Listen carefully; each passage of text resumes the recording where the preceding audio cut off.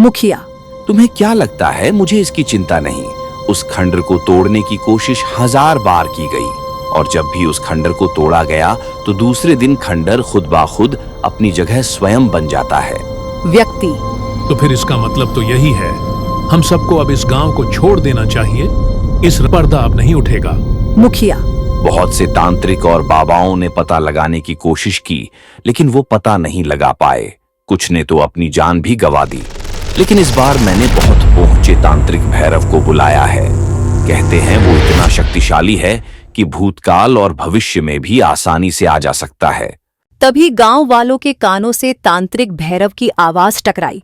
भैरव, अलक निरंजन। भैरव मुखिया के नजदीक आकर खड़ा हो गया। मुखिया ने हाथ जोड़कर बाबा को सारी स्थिति बताई। भैरव, रात हो गई है, ये सही समय है, चलो मेरे साथ। और हाँ, इस गांव में जिसके पास जितना पेट्रोल हो वो सब ले लो और सारे गांव वाले इकट्ठा होकर मेरे साथ उस खंडहर पर चलो। इतना कहकर सभी गांव वाले बाबा के साथ उस खंडहर में आ गए। तांत्रिक भैरव ने अपनी आंखें बंद कर ली। भैरव की आंखें बंद करते ही बहुत तेज हवा चलने लगी।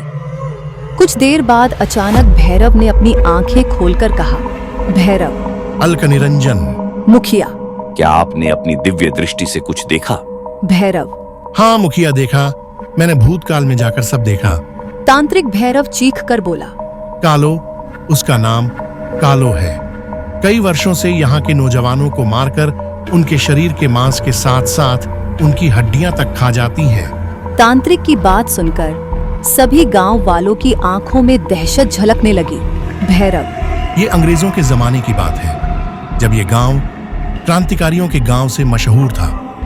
उस जमाने में एक औरत यहाँ इस खंडहर में थी जिसका नाम कालो था। कालो एक बेहद सुंदर और खतरनाक स्त्री थी जिसके न जाने कितने अंग्रेज अफसरों के साथ नाजायज शारीरिक संबंध थे। कालो काला जादू करने में माहिर थी। शैतान को खुश करने के लिए, सदैव जवान और सुंदर दिखने के लिए वो गांव की औरतों और मर्दों को अंग्रेजों द्वारा जबरदस्ती पकड़कर उनकी बलि लिया करती थी और बलि देकर वो उन सब का कच्चा मांस खा जाया करती थी। जब इस बात की भनक क्रांतिकारियों को लगी तो उन्होंने कालो को दीवाल में जिंदा चिनवा दिया। लेकिन कालो अपनी आत्मा का सौदा शैतान से पहले ही कर चुकी थी।